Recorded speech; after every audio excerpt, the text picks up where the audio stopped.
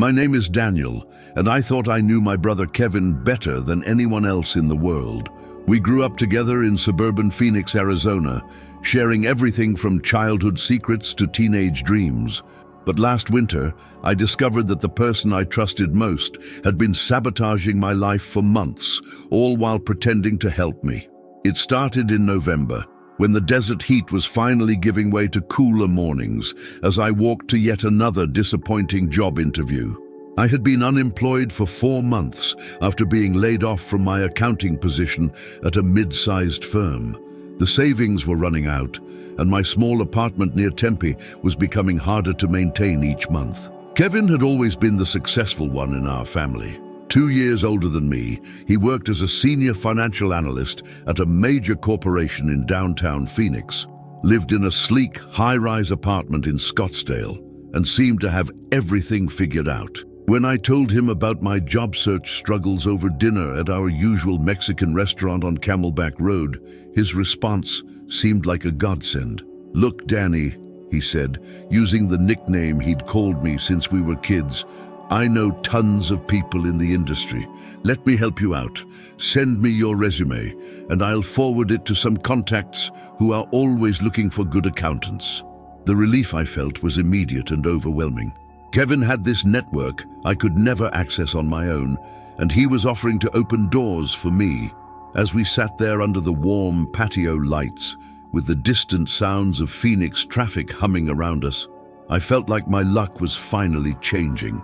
"Are you serious?" I asked, hardly believing it. "That would be incredible, Kevin. I've been applying everywhere, but it's like my resume just disappears into some black hole." Kevin leaned back in his chair, that confident smile spreading across his face, the same smile that had gotten him out of trouble since we were teenagers. "Of course I'm serious. We're brothers. Family helps family, right?" I pulled out my phone immediately and sent him my updated resume. "I can't thank you enough for this. I was starting to think I'd never find anything." "Don't worry about it," Kevin said, waving his hand dismissively. "I'll start reaching out to people tomorrow. You'll probably have interviews lined up by next week." That night, I went home to my cramped one-bedroom apartment, feeling more hopeful than I had in months. The Phoenix skyline glittered in the distance through my small window, and for the first time since losing my job, the future seemed bright again. Over the next few days, I couldn't stop thinking about the possibilities. Kevin worked with major clients across Arizona. Surely one of them needed someone with my experience. I had 5 years in accounting, good references from my previous job, and I was willing to work hard. With Kevin's connections, I was sure something would come through. A week later, Kevin called me with what sounded like great news. "Hey Danny, I've got some bites already," he said, his voice enthusiastic. "I sent your resume to 3 different companies, and 2 of them want to set up phone interviews." My heart raced. "Really? Which companies?" "Morrison Financial Services and Southwest Business Solutions. Both are looking for accountants with your background. I told them you were my brother and highly recommended." I grabbed a pen and paper. "What are the contact details? When do they want to talk?" "I'll handle all the coordination," Kevin said quickly. "Just keep your phone on tomorrow afternoon. They'll call you directly." The next day, I waited by my phone from noon until 6 in the evening. No calls came. When I texted Kevin, he said there must have been some scheduling issues and that they'd call the following day. Again, nothing. This pattern continued for 2 weeks. Kevin would tell me about new opportunities, promise that companies were interested, and assure me that interviews were being scheduled. But the calls never came. "Maybe I should reach out to them directly," I suggested during one of our conversations, "just to confirm the times and show I'm really interested." "Oh, no," Kevin said firmly. "These are delicate relationships, Danny. If you come across as pushy or impatient, it could hurt your chances. Trust me, I know how these people work.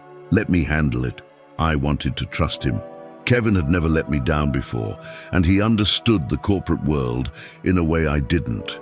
If he said to wait, then I would wait. But as November turned to December and December crawled toward January, my optimism began to fade. The Arizona winter might have been mild compared to other places, but my financial situation was growing increasingly dire. I was behind on rent, living off credit cards, and watching my future prospects dim with each passing day. During our family's Christmas gathering at our parents' house in Mesa, I pulled Kevin aside while our mom was busy in the kitchen and our dad was watching football. "Kevin, I need to ask you something," I said, keeping my voice low.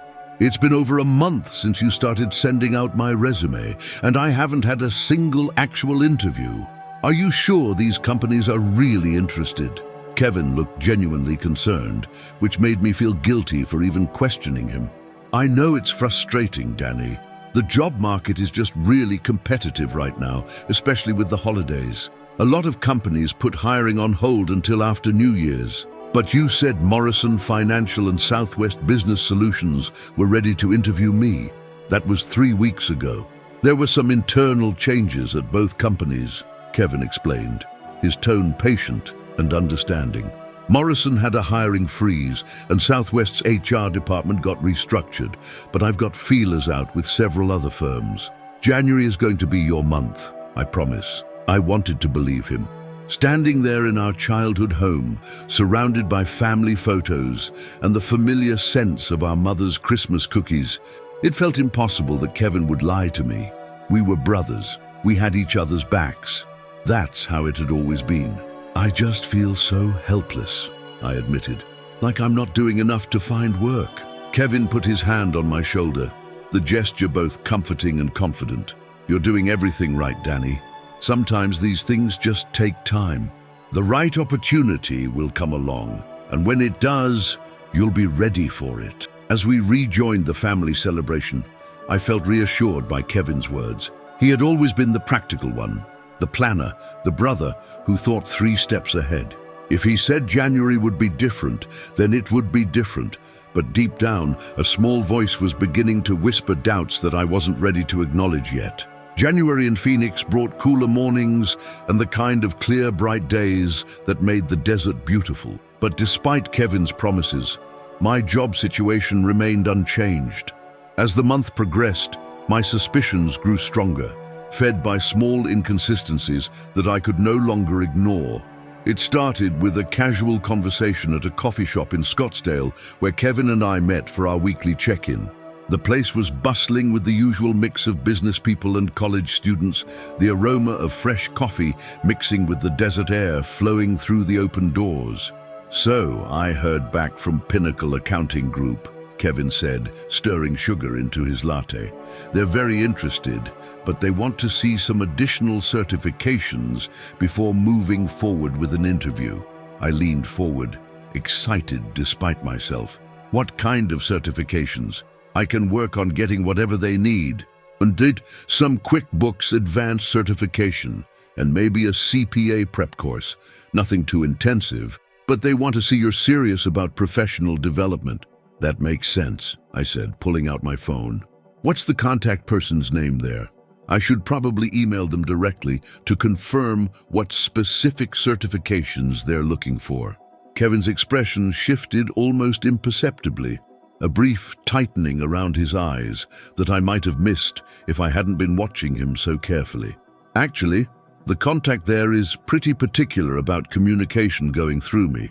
She's an old colleague who prefers to handle these things through established relationships. But wouldn't it be more professional for me to introduce myself directly?" "Trust me on this, Danny," Kevin said, his voice taking on a slightly sharper edge. "I've worked with these people before. They value protocol. Going around me could actually hurt your chances." I nodded reluctantly, but something felt off. In all my years of job hunting, I'd never encountered a company that refused to speak directly with candidates. Still, Kevin knew the industry better than I did. That evening, curiosity got the better of me. I went online and searched for Pinnacle Accounting Group in Phoenix. What I found made my stomach drop. The company existed, but according to their website, they weren't currently hiring. In fact, their last job posting was from 6 months ago. I told myself there could be explanations. Maybe they were hiring quietly, or perhaps Kevin had inside information about upcoming openings. But the doubt that had been growing in my chest expanded into something harder to ignore. The next week, Kevin mentioned another opportunity at Desert Vista Corporate Services. Again, he provided vague details and insisted that all communication go through him. Again, when I researched the company later, I found no evidence of current hiring. By February, I had counted 8 different companies that Kevin claimed were interested in my resume. 8 companies that supposedly wanted to interview me but never called. 8 opportunities that seemed to evaporate whenever I tried to get specific details. The breaking point came on a sunny February afternoon when I was having lunch with my former colleague Maria at a sandwich shop near Arizona State University. Maria had been laid off from the same company as me, but had found a new position within 6 weeks. "I'm so glad you landed something," I told her as we sat at a small table overlooking the campus. "The job market has been brutal for me." "Really?" Maria looked surprised. "I've been seeing tons of openings lately. Have you tried reaching out to Pinnacle Accounting Group? I heard they're expanding their team." My sandwich suddenly tasted like cardboard. "Actually, my brother submitted my resume there, but they said they wanted me to get some additional certifications first." "That's weird," Maria said, frowning. "My friend Lisa just got hired there last month, and she has less experience than both of us. They didn't require any extra certifications from her." The walls of the small restaurant seemed to close in around me. "Are you sure we're talking about the same company? Pinnacle Accounting Group on Indian School Road?" "Yeah, definitely. Lisa said they were desperately looking for experienced accountants and hiring pretty quickly." I managed to finish lunch and make small talk with Maria, but inside, my world was crumbling. If Pinnacle was actively hiring and didn't require extra certifications, then Kevin had lied to me. But why would he lie about something like that? That night, I couldn't sleep. I kept replaying every conversation with Kevin, looking for clues I might have missed. The way he always changed the subject when I asked for specific contact information. How he never seemed to have direct phone numbers or email addresses for these supposed contacts. The fact that in 3 months of helping me, not a single opportunity had materialized. The next morning, I decided to do some real detective work. I created a simple spreadsheet and listed every company Kevin had mentioned, along with the dates he claimed to have contacted them and the reasons why interviews never happened. The pattern was undeniable. Excuse after excuse, delay after delay, but never a single genuine contact. I spent the day calling these companies directly, claiming to be interested in potential opportunities. What I discovered was devastating. Morrison Financial Services, not hiring, and hadn't been for months. Southwest Business Solutions, the HR department, hadn't been restructured. They were actively interviewing candidates for 2 accounting positions. Desert Vista Corporate Services, they had filled their open position 3 weeks ago. 3 weeks after Kevin claimed they were still interested in me. Company after company, the story was the same. Either they weren't hiring at all, or they were hiring but had never received my resume. By evening, I sat in my apartment staring at the spreadsheet on my laptop screen, the Phoenix City lights twinkling beyond my window like distant, unreachable dreams. The truth was right there in black and white. Kevin had been lying to me for months, but I still couldn't understand why. What possible reason could he have for sabotaging my job search? We were brothers. We were supposed to support each other.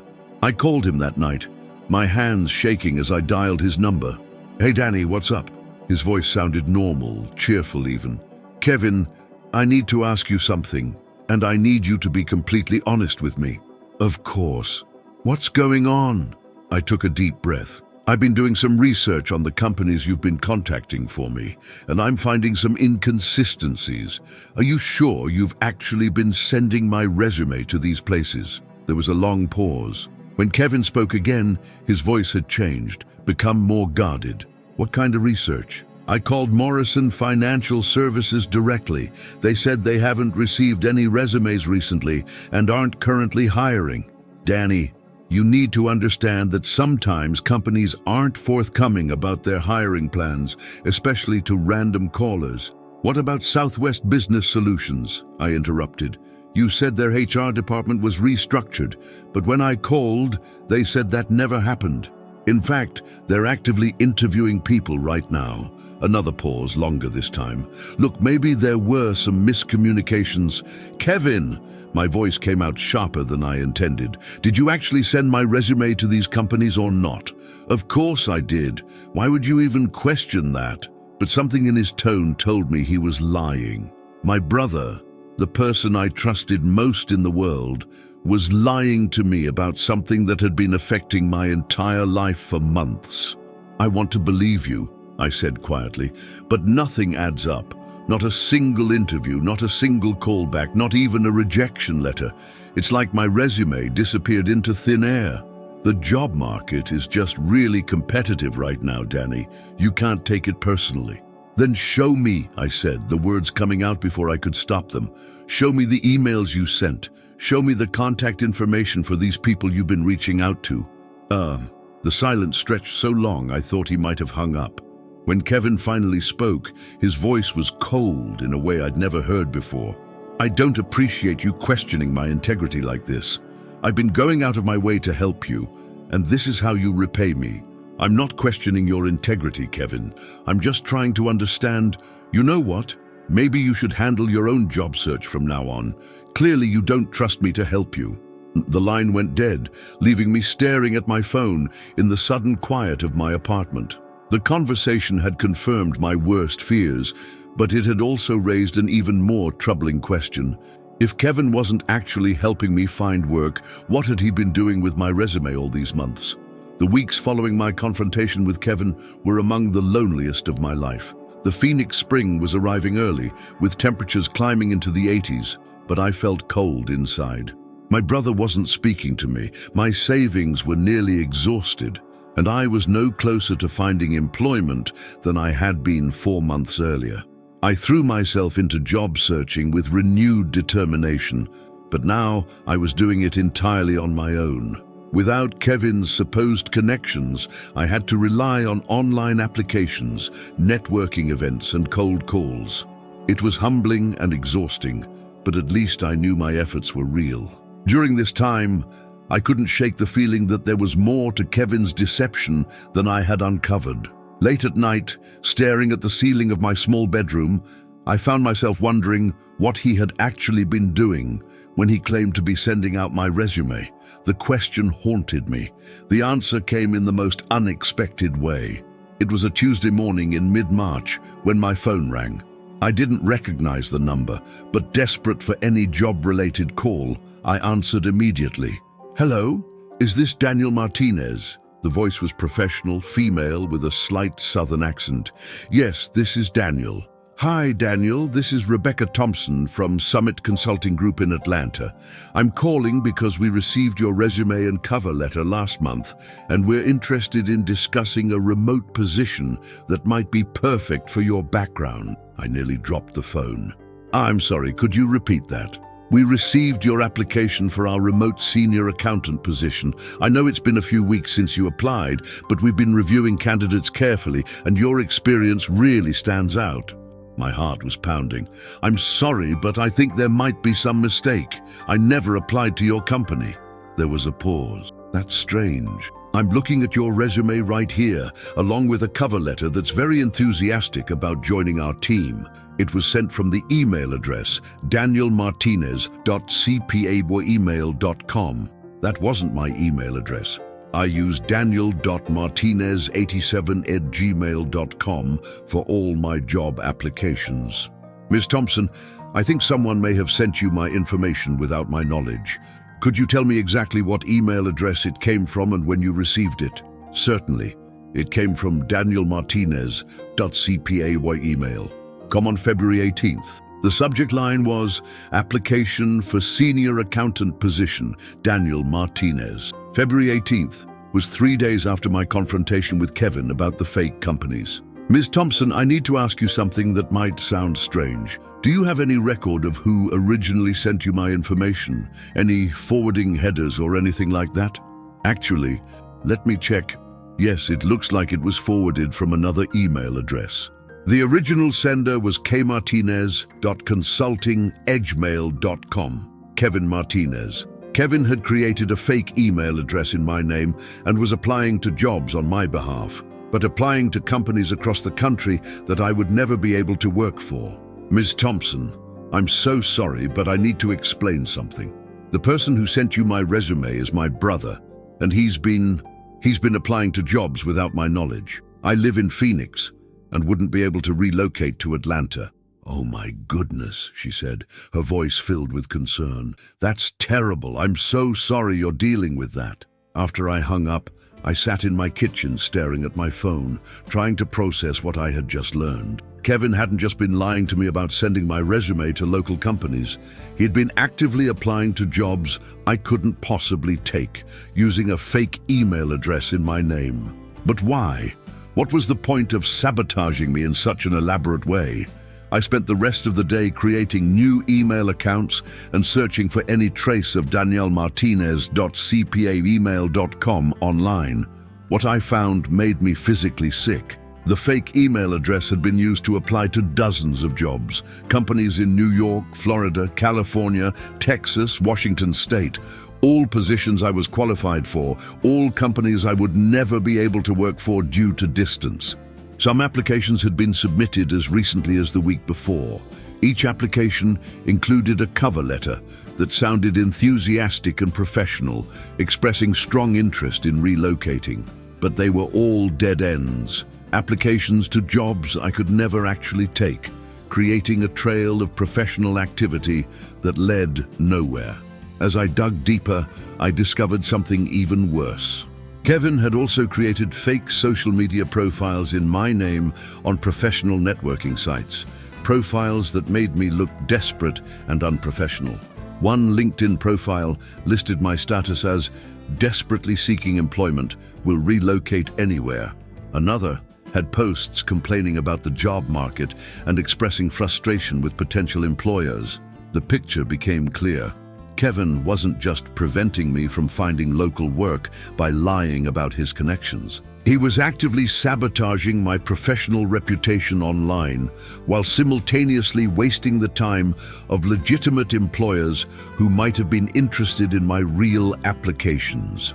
I called the one person I knew I could trust, my cousin Elena, who lived in Tucson and worked in HR for a major corporation. Elena, I need your help with something, and you're going to think I'm crazy. Danny, you sound upset. What's going on? I told her everything. The months of false promises from Kevin, the fake companies, the fake email address, the out-of-state applications. Elena listened without interruption, occasionally making small sounds of shock or dismay. Oh my God, Danny, she said when I finished. This is sabotage. But why would Kevin do something like this to you? I have no idea. That's what I can't figure out. What does he gain by keeping me unemployed? Have you considered that maybe he doesn't want you to be successful? Some people, even family members, can feel threatened by other people's success. But Kevin is already successful. He has a great job, a nice apartment, everything going for him. Why would he feel threatened by me? I don't know, but Danny, you need to confront him about this. And you need to document everything in case you need to take legal action.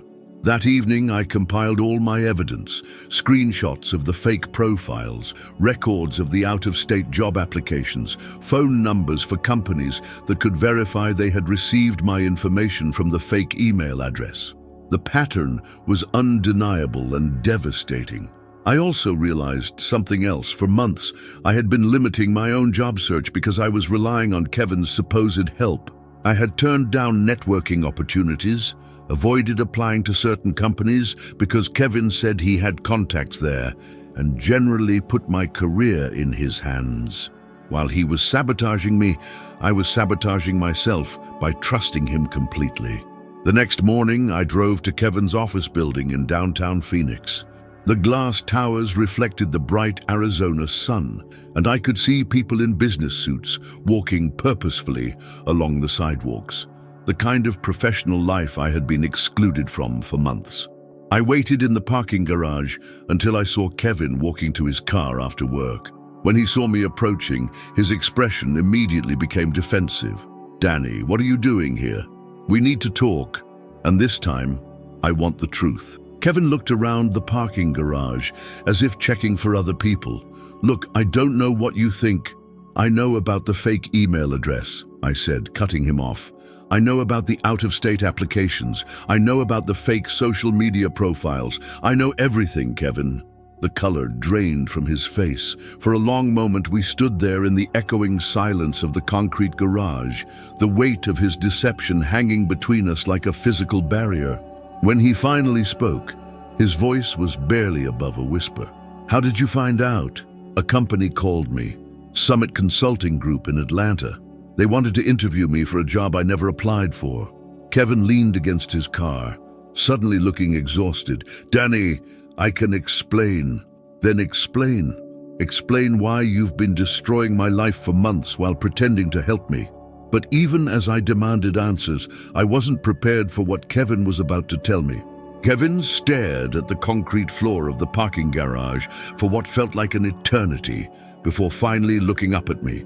In the harsh, fluorescent lighting, I could see that his eyes were red-rimmed, and he looked like he hadn't been sleeping well. "You want to know the truth," he said, his voice hollow.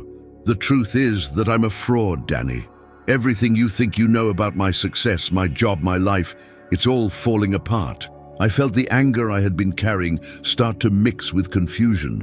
"What are you talking about?"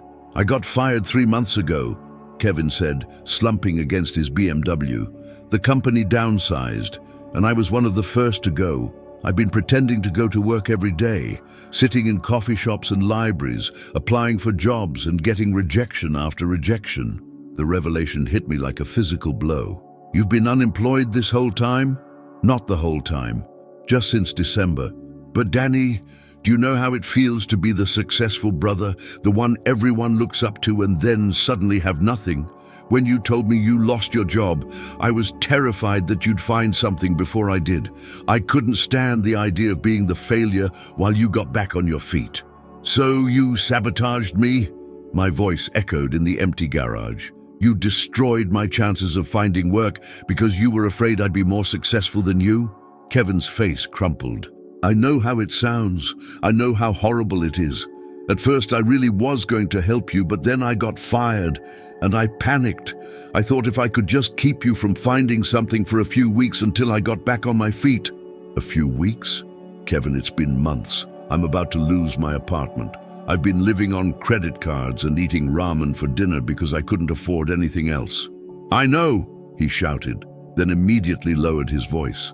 "I know, and every day it got harder to stop. Every time you trusted me, every time you thanked me for helping, I felt more and more trapped by my own lies."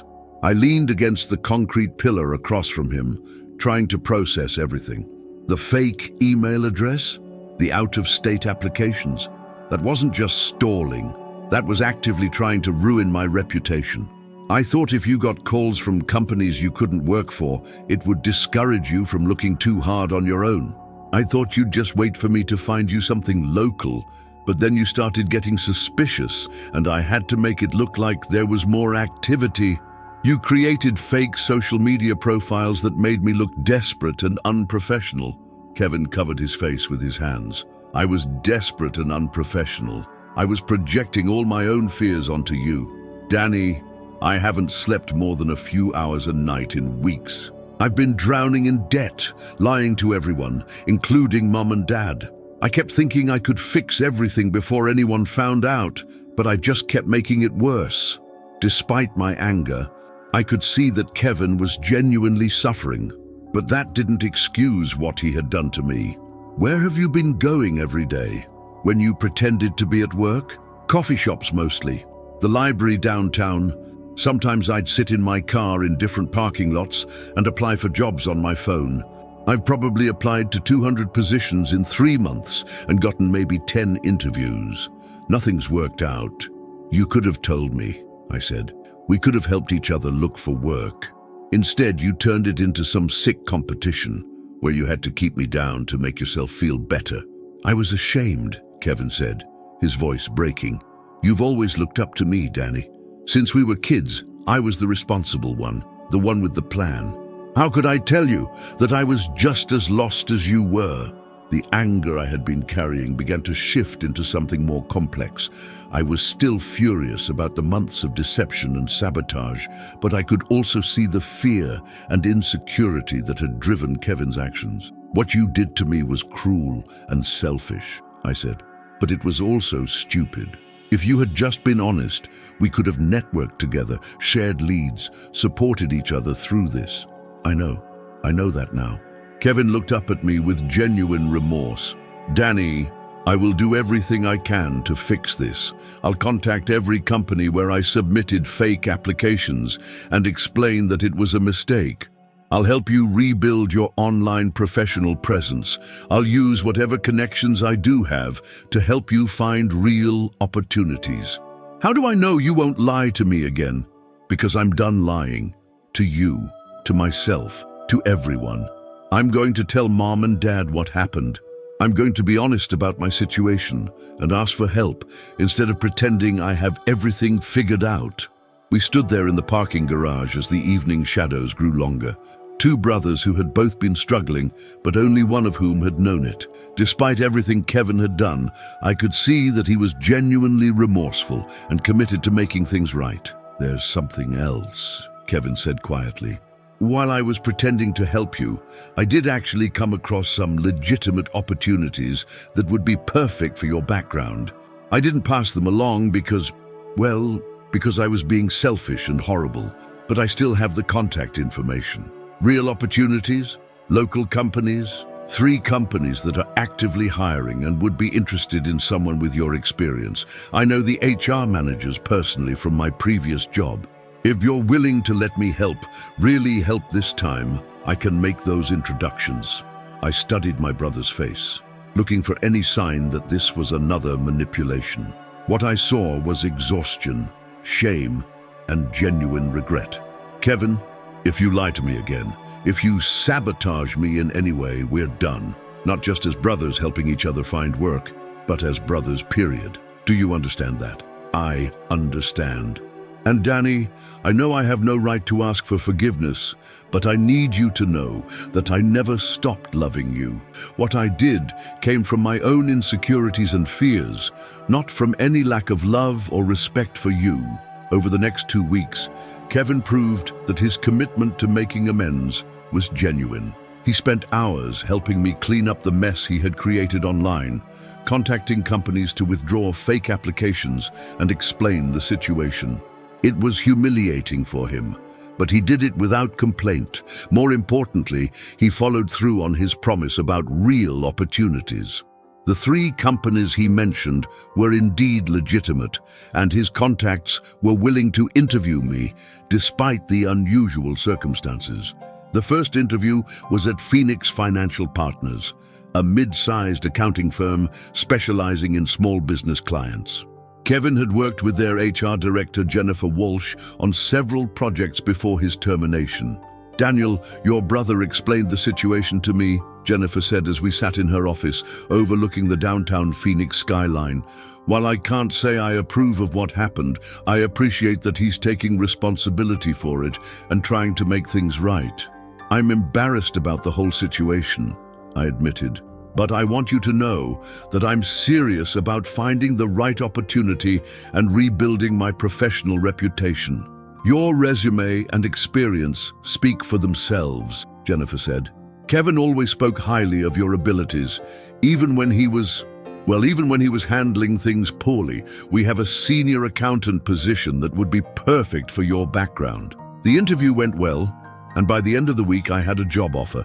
The salary was fair, the company culture seemed healthy, and the work would be challenging but rewarding. As I signed my employment contract in Jennifer's office, I thought about how different things might have been if Kevin had been honest from the beginning. We could have supported each other through our job searches, shared resources and contacts, and avoided months of deception and pain. But I also realized that this experience had taught me valuable lessons about self-reliance and the importance of taking control of my own professional destiny. I had learned not to put all my trust in one person, even a family member.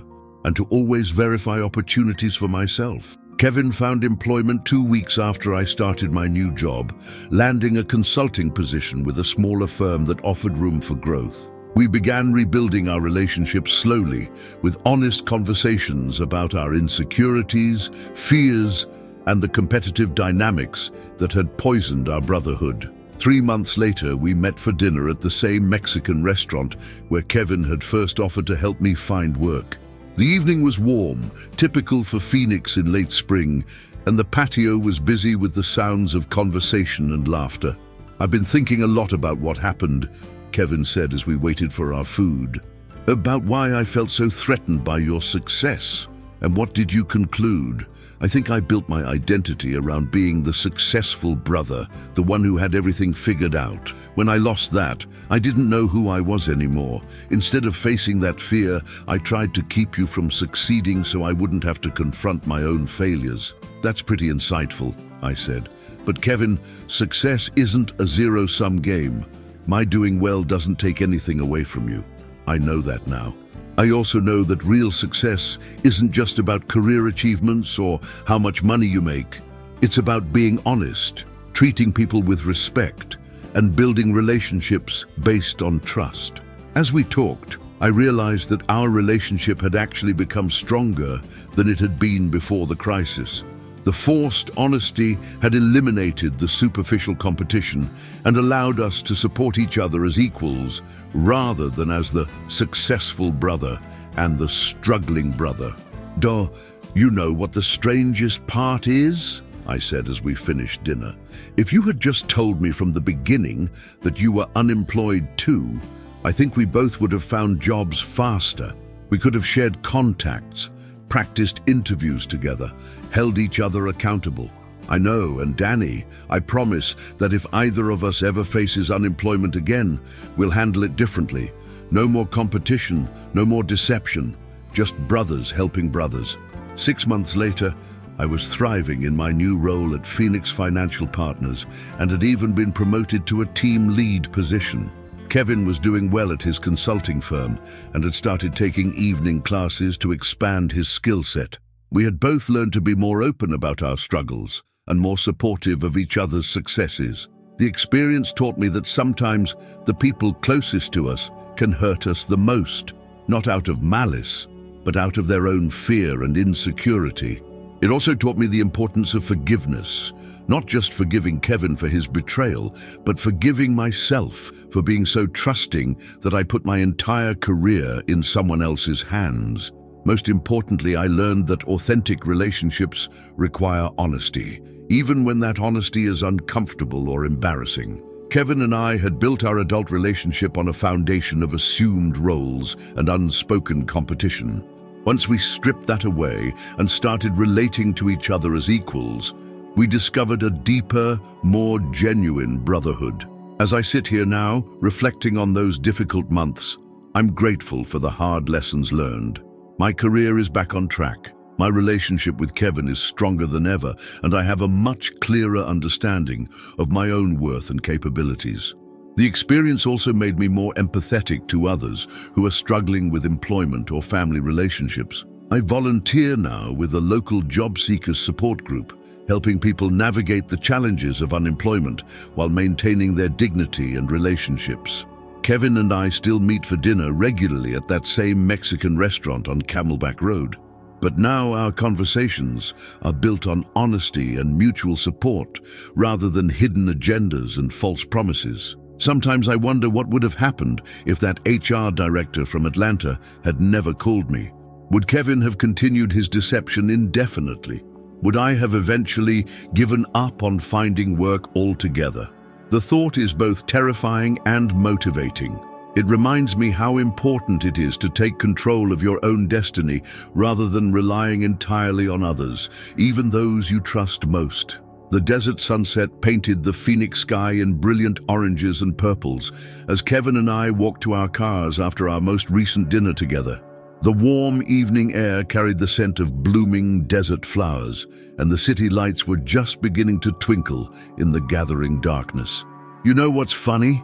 Kevin said as we reached our vehicles. I spent so much energy trying to prevent your success that I forgot to focus on my own. If I had put half that effort into my actual job search, I probably would have found something months earlier. And if I had been more proactive about my own search instead of waiting for you to save me, I might have avoided months of financial stress, I replied. We both learned some hard lessons.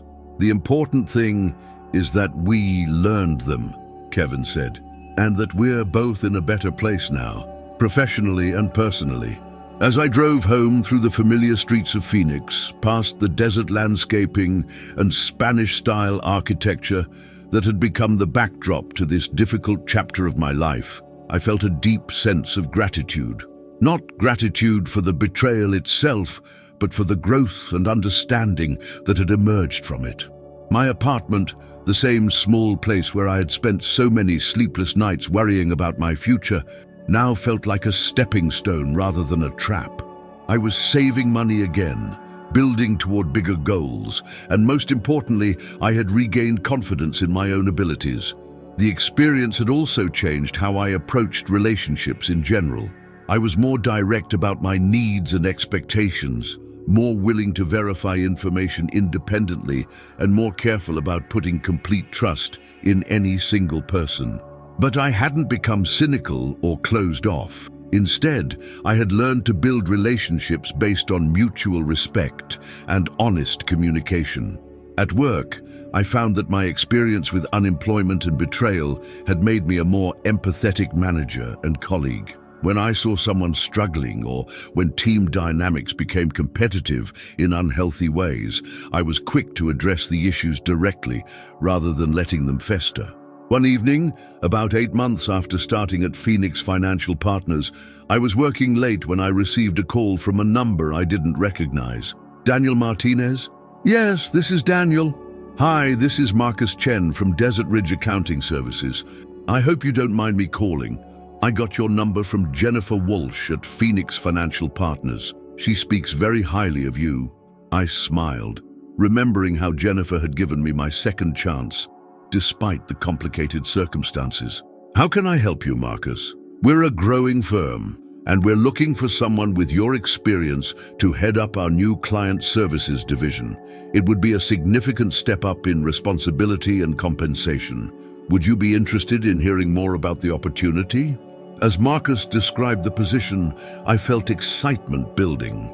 It was exactly the kind of role I had been hoping to grow into. More strategic, more leadership responsibility, and a chance to help build something from the ground up. This sounds very interesting, I said, but I want to be completely transparent with you about something.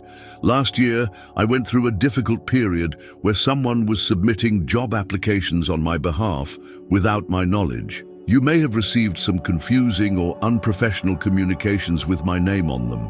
Actually, I appreciate you bringing that up, Marcus said. Jennifer mentioned something about that situation when she recommended you.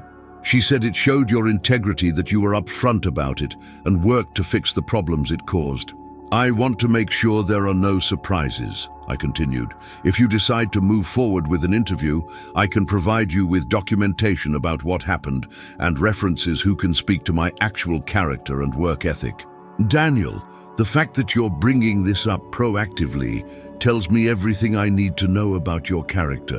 When can you come in for an interview? 2 weeks later, I accepted the position at Desert Ridge Accounting Services. The role came with a substantial salary increase, a management team to lead, and the opportunity to help shape the company's growth strategy. On my last day at Phoenix Financial Partners, Jennifer took me to lunch at a quiet bistro near the office. I have to tell you, she said as we sat on the restaurant's shaded patio, when Kevin first called me to explain your situation, I was skeptical about getting involved. It sounded like a mess. I don't blame you for being cautious, I said. It was a mess. But you know what convinced me to give you a chance? It wasn't your resume or your experience, though both were impressive. It was the way you handled the situation. You didn't make excuses or try to shift blame. You took responsibility for rebuilding your professional reputation, and you were completely honest about what had happened.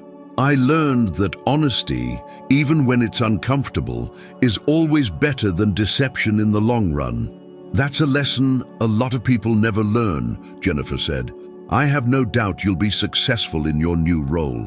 Just remember, success is not just about climbing the ladder, it's about how you treat people on the way up. That evening, I called Kevin to share the news about my new position. "Danny, that's incredible," he said, and I could hear genuine excitement in his voice. "Desert Ridge is a great company. You're going to do amazing things there." "Thanks, Kevin, and you know what? I want to talk to you about something. They're going to be expanding their consulting partnerships over the next year. If you're interested, I might be able to introduce you to some opportunities." There was a pause, and when Kevin spoke again, his voice was thick with emotion. "Are you sure, after everything I put you through?" "We're brothers," I said. "And now we're brothers who know how to support each other the right way. If you're interested, and if the opportunities are a good fit, I'll make the introductions, but this time, everything will be above board and honest." "I would love that," Kevin said. "And Danny, thank you.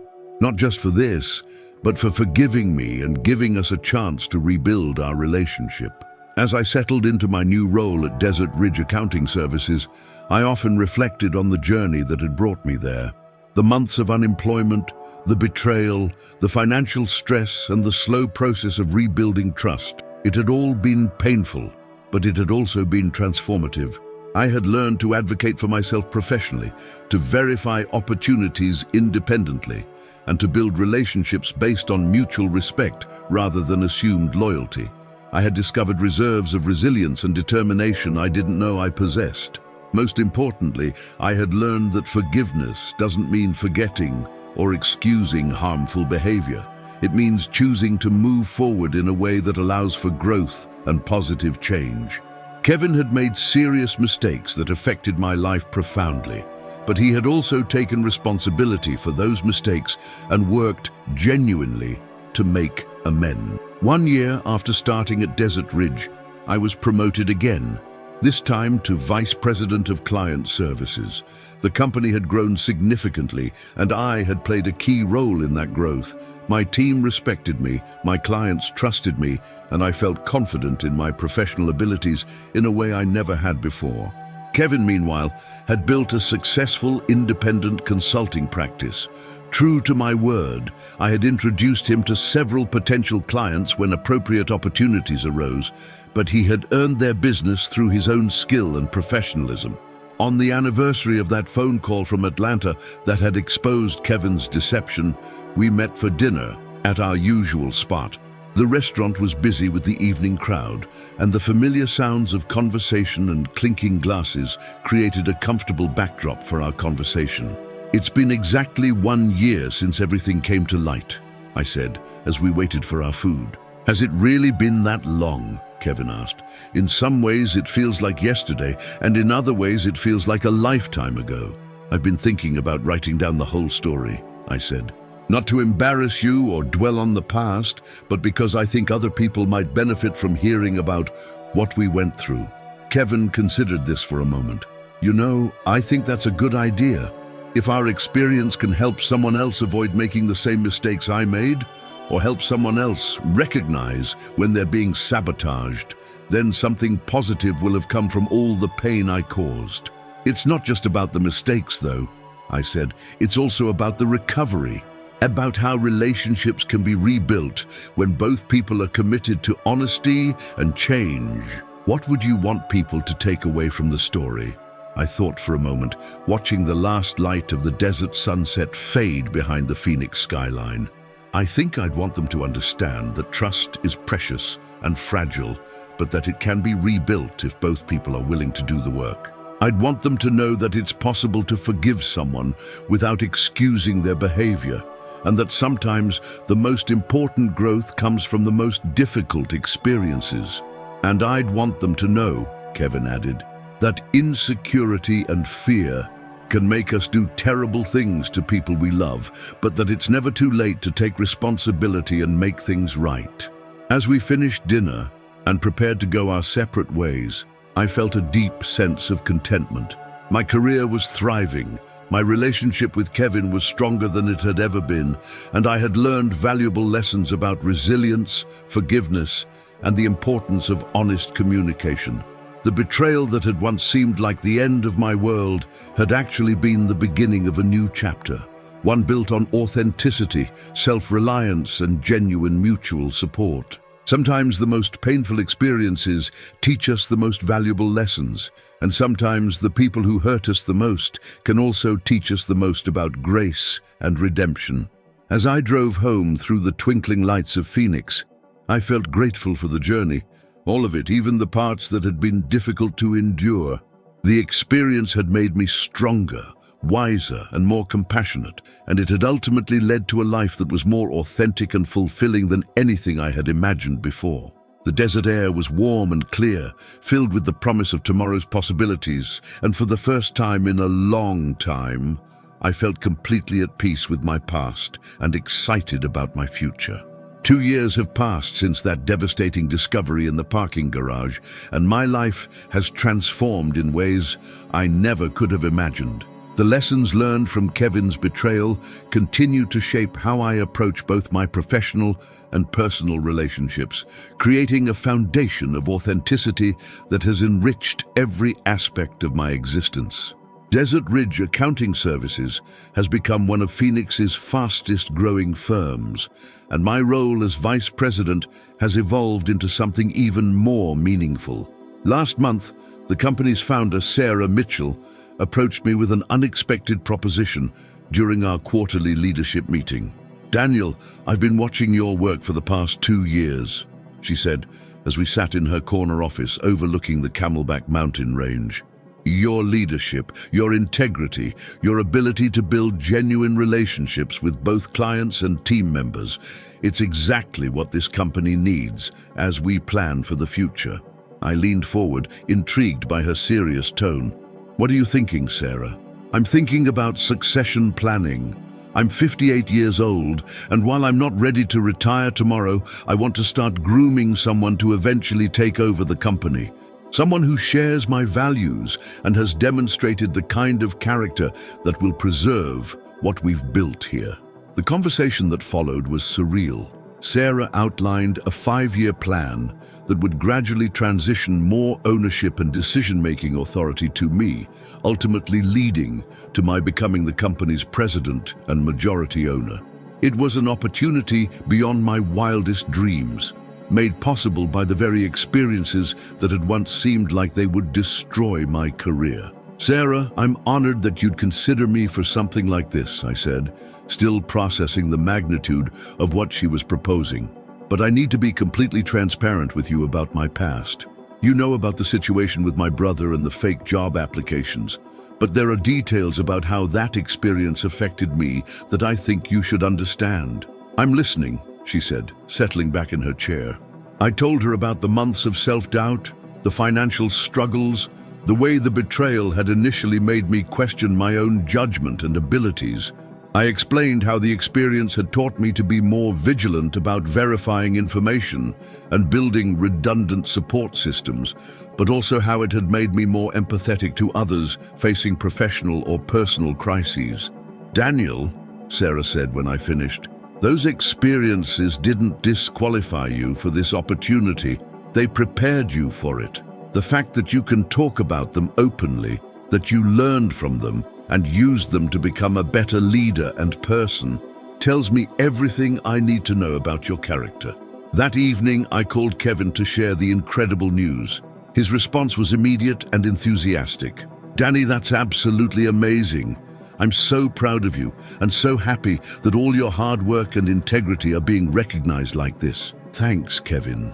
And you know, none of this would have happened if we hadn't gone through what we went through. As painful as it was, that experience taught me lessons about leadership and character that I never would have learned otherwise." "I've been thinking about that a lot lately," Kevin said. "About how sometimes our worst mistakes can lead to our most important growth. I've actually been working on something myself that I wanted to talk to you about." Kevin went on to explain that he had been developing a workshop for professionals dealing with job loss and unemployment. drawing from his own experience with deception and self-sabotage, as well as the recovery process we had both gone through. He wanted to help people navigate career transitions more honestly and effectively. "I've been pilot testing the program with a local career center," he said. "The feedback has been incredible. People are saying it's the first time anyone has addressed the emotional and psychological aspects of job searching, not just the tactical stuff." "That sounds perfect for you, Kevin. You have such a unique perspective on what not to do, and more importantly, on how to recover from mistakes and rebuild trust. I was wondering if you'd be interested in being a guest speaker for one of the sessions, to talk about the experience from the perspective of someone who was betrayed and how you found your way back to trusting people professionally." The request gave me pause, not because I was unwilling, but because it represented such a complete transformation of our relationship. 2 years ago, Kevin had been sabotaging my career out of fear and insecurity. Now he was asking me to help him share our story to benefit others facing similar challenges. "I'd be honored to do that," I said. "When is the next session?" 3 weeks later, I found myself standing in front of a group of 25 unemployed professionals in a conference room at the Phoenix Public Library. The diverse group included people from various industries and backgrounds, but all shared the common experience of job loss and the stress that comes with it. Kevin introduced me with a level of honesty that still sometimes surprised me, even after our years of rebuilt trust. "I want you to meet my brother Daniel," he said to the group. 2 years ago, I betrayed his trust in one of the worst ways imaginable. While he was struggling with unemployment, I pretended to help him find work while actually sabotaging his efforts. Daniel is here today to share how that experience affected him, how he recovered from it, and what he learned about building authentic professional relationships. As I looked out at the faces in the room, some skeptical, some curious, all carrying their own burdens of professional disappointment, I felt a deep sense of purpose. This was why I had gone through that difficult experience, not just for my own growth, but to be able to help others navigate similar challenges. 2 years ago, I thought my brother was my greatest professional asset. I began. I trusted him completely to help me find work, and I put my entire job search in his hands. What I learned, the hard way, is that no matter how much you trust someone, you can never afford to give them complete control over your professional destiny. I spent the next hour sharing our story, focusing not on the details of Kevin's deception, but on the lessons I had learned about self-advocacy, building diverse professional networks, and maintaining hope in the face of repeated disappointments. I talked about the importance of verifying opportunities independently, even when they come from trusted sources, and about the value of authentic relationships built on mutual respect rather than assumed loyalty. During the question and answer session, a woman named Patricia raised her hand. She was in her 50s, had been unemployed for 8 months, and was struggling with the emotional aspects of her job search. "Daniel, how did you keep from becoming bitter after what your brother did to you?" she asked. "I'm dealing with what feels like constant rejection, and I can feel myself getting angry and resentful. How do you prevent that from affecting your professional relationships?" "That's such an important question, Patricia," I said. "The truth is, I did become bitter for a while. I was angry at Kevin, angry at myself for trusting him so completely, and angry at a job market that seemed to reject me at every turn. But I realized that bitterness was only hurting me. It wasn't advancing my career or improving my situation. I went on to explain the mindset shift that had been crucial to my recovery, focusing on what I could control rather than dwelling on what had been done to me. I talked about the importance of finding meaning in difficult experiences and using them as motivation for positive change. Another participant, a young man named Marcus, who had been laid off from a startup, asked about rebuilding trust in professional relationships after being betrayed. "The key," I told him, "is learning to trust intelligently rather than blindly. Before my experience with Kevin, I trusted people completely or not at all. Now I understand that trust is something you build gradually. and you can trust someone in some areas while still maintaining healthy skepticism in others. As the session concluded and people began to file out, several participants approached me individually to share their own stories and ask for additional advice. Patricia, the woman who had asked about bitterness, stayed behind to speak with Kevin and me privately. "I just wanted to thank both of you for your honesty," she said. "Hearing your story gives me hope that even if I face more disappointments, I can get through this and find something better on the other side." "You absolutely can," Kevin said. "And remember, setbacks don't define you. How you respond to them does." Driving home that evening, I reflected on how far both Kevin and I had come since that confrontation in the parking garage. We had taken an experience that could have destroyed our relationship permanently and transformed it into something that was helping other people navigate their own challenges. The success of that workshop led to additional speaking opportunities.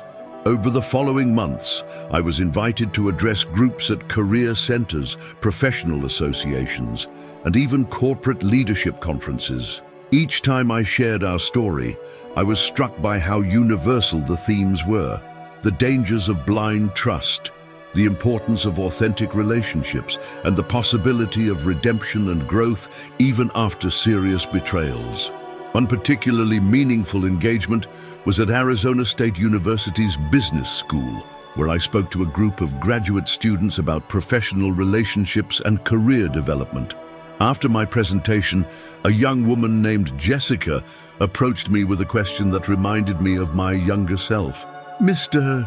Martinez, how do you balance trusting people enough to build meaningful professional relationships while still protecting yourself from being taken advantage of?" "That's the million-dollar question, isn't it?" I said. "I think the key is understanding that trust isn't binary. It's not all or nothing. You can trust someone's expertise while still verifying their claims. You can appreciate someone's help while still maintaining your own independent efforts. The goal isn't to become paranoid or closed off, but to become more discerning."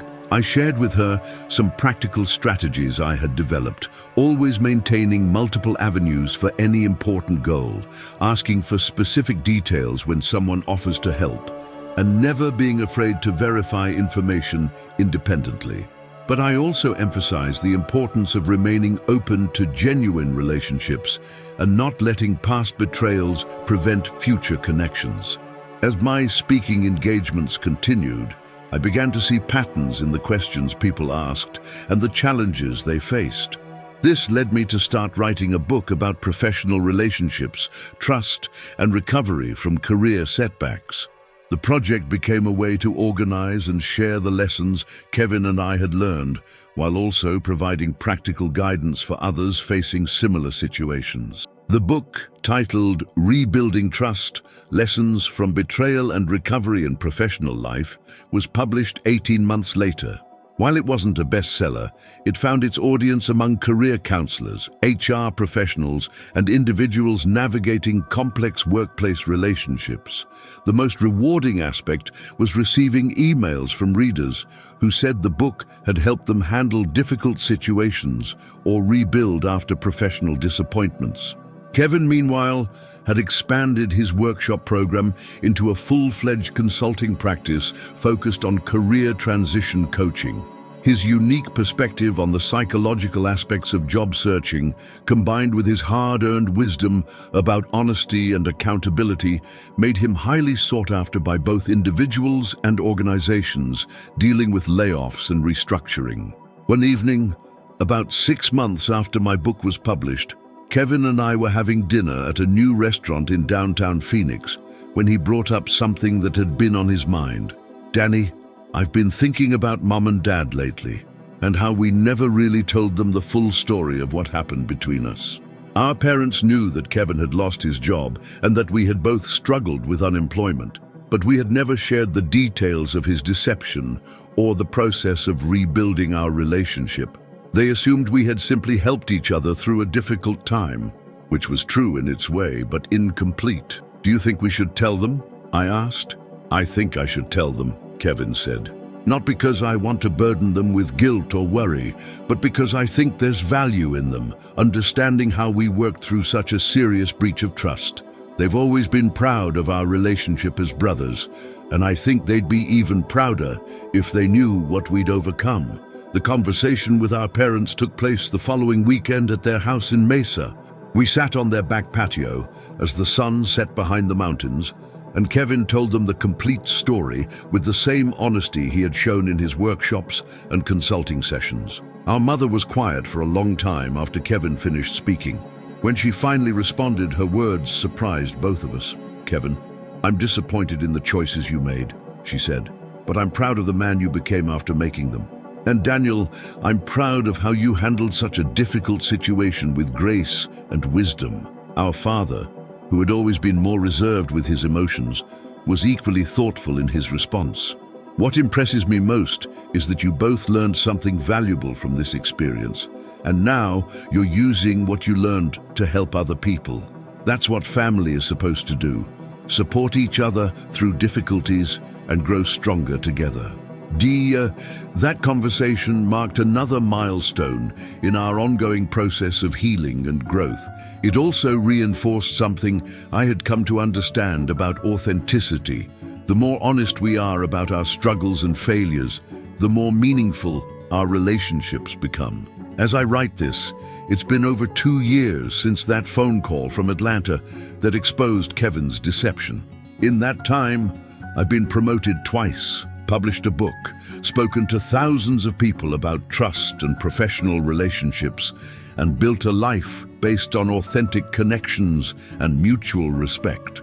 Kevin has built a successful consulting practice, helped hundreds of people navigate career transitions more effectively, and transformed his greatest failure into his most meaningful contribution to others. Our relationship as brothers is stronger than it has ever been, built on a foundation of honesty, accountability, and genuine mutual support. We no longer compete with each other or try to maintain false personas. Instead, we celebrate each other's successes and provide honest feedback during challenges. The experience taught me that betrayal, while painful, doesn't have to be the end of a relationship or a career. With genuine remorse, committed effort, and time, it's possible to rebuild trust and create something even stronger than what existed before. More importantly, I learned that our most difficult experiences often become our most valuable assets, not because of the pain they cause, but because of the wisdom and empathy they can develop within us when we choose to learn from them rather than be defined by them. Today, when people ask me about the most important lesson from my professional journey, I tell them this: trust is earned through consistency over time, but it's maintained through honesty in moments of difficulty. The people worth having in your life are those who can admit their mistakes, take responsibility for their actions, and commit to genuine change. And sometimes, if you're very fortunate, those people include family members who love you enough to do the hard work of rebuilding what their mistakes had torn down.